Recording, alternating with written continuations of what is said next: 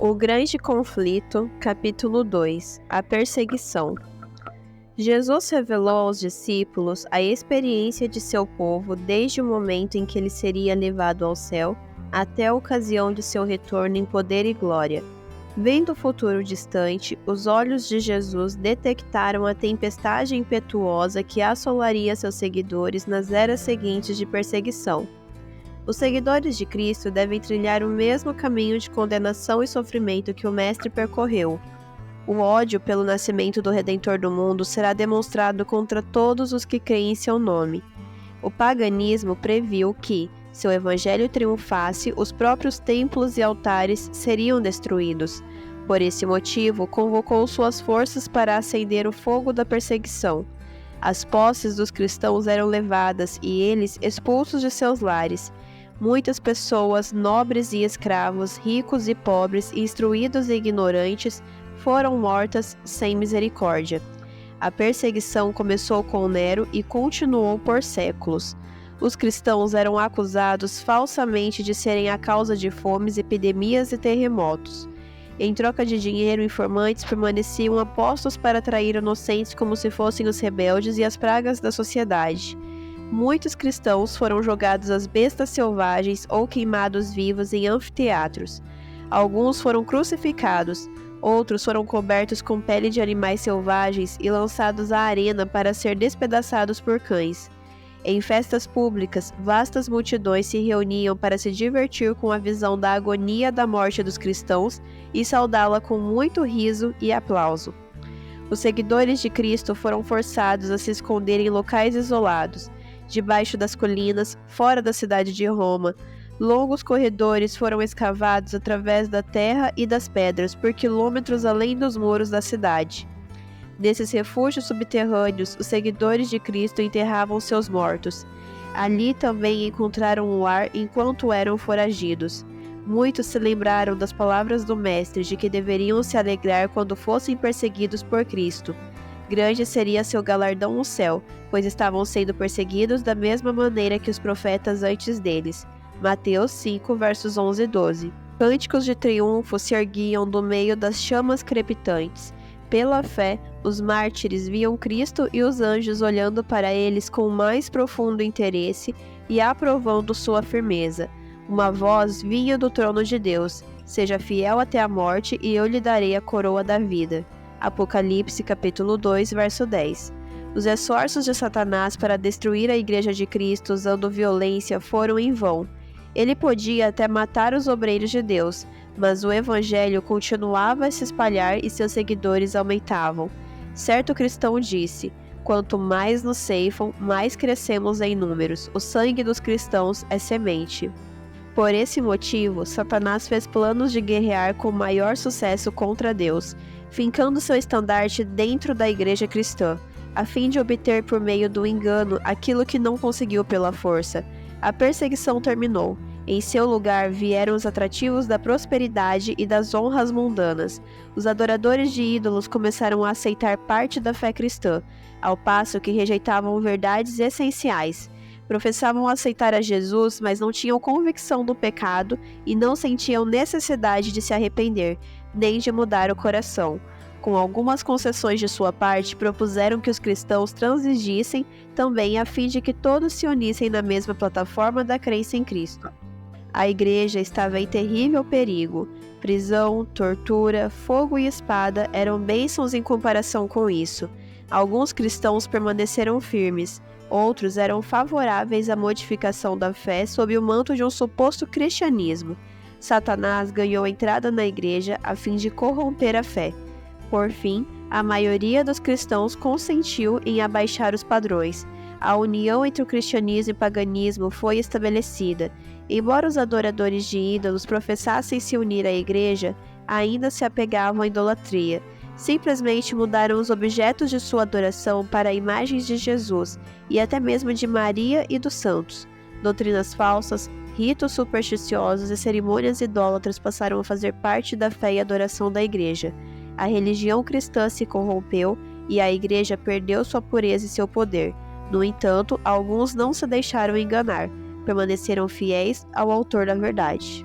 Duas classes de pessoas. Sempre houve duas classes entre aqueles que alegam seguir a Cristo. Embora algumas pessoas estudem a vida do Salvador e se esforcem avidamente para corrigir seus defeitos e se conformar com um padrão, outros repelem verdades claras e práticas que expõem seus erros. Até mesmo em sua melhor condição, a Igreja nunca consistiu somente de pessoas verdadeiras e sinceras. Judas foi um dos discípulos para que, por meio das instruções e do exemplo de Cristo, fosse levado a ver os próprios erros, mas, ao condescender com o pecado, convidou as tentações de Satanás. Ficou irado quando Jesus reprovou suas falhas e acabou por trair seu mestre. Mateus capítulo 14, versos 10 e 11. Ananias e Safira fingiram fazer um sacrifício completo para Deus, embora tenham retido em cobiça parte de si para si. O Espírito da Verdade revelou aos apóstolos o verdadeiro caráter desses impostores, e o juízo de Deus livrou a Igreja da mancha imunda em sua pureza. Atos capítulo 5, dos versos 1 ao 11. Quando a perseguição sobreveio aos seguidores de Cristo, somente aqueles que estavam dispostos a abandonar tudo pela verdade quiseram se tornar seus discípulos, mas, quando a perseguição terminou, a Igreja recebeu conversos menos sinceros, abrindo caminho para Satanás encontrar lugar. Quando os cristãos concordaram em se unir aos parcialmente convertidos do paganismo, Satanás se lembrou. Então os inspirou a perseguir aqueles que permaneceram fiéis a Deus. Quando os cristãos apóstatas se uniram a seus companheiros semi-pagãos, travaram batalha contra as características mais essenciais dos ensinos de Cristo. Era necessária uma luta ferrenha para permanecer firme contra os enganos e males introduzidos na Igreja. A Igreja não aceitava mais a Bíblia como padrão de fé, chamava a doutrina da liberdade religiosa de heresia e condenava aqueles que defendiam esse ensino. Após um longo conflito, os fiéis perceberam que a separação era absolutamente necessária. Não ousavam tolerar erros que seriam fatais à sua alma e colocariam em risco a fé de seus filhos e netos. Sentiam que a paz custaria caro demais se precisassem comprá-la sacrificando princípios. Se pudessem obter unidade somente comprometendo a fé, então que houvesse divergência e até mesmo guerra. Os primeiros cristãos eram pessoas verdadeiramente distintas, pequenos em números, sem riquezas, posições ou títulos de honra. Eram odiados pelos ímpios, assim como Caim odiava Abel. Gênesis 4, dos versos 1 ao 10. Dos dias de Cristo até hoje, seus discípulos fiéis têm despertado ódio e oposição da parte daqueles que amam o pecado. Então, como o Evangelho pode ser chamado de uma mensagem de paz? Atos 10:36. Anjos cantaram sobre as planícies de Belém. Glória a Deus nas alturas e paz na terra aos homens aos quais ele concedeu o seu favor. Lucas 2:14. Parece haver uma contradição entre essa declaração profética e as palavras de Cristo. Não pensem que vim trazer paz à terra. Não vim trazer paz, mas espada. Mateus 10:34. Se compreendidas de maneira correta, as duas estão em perfeita harmonia.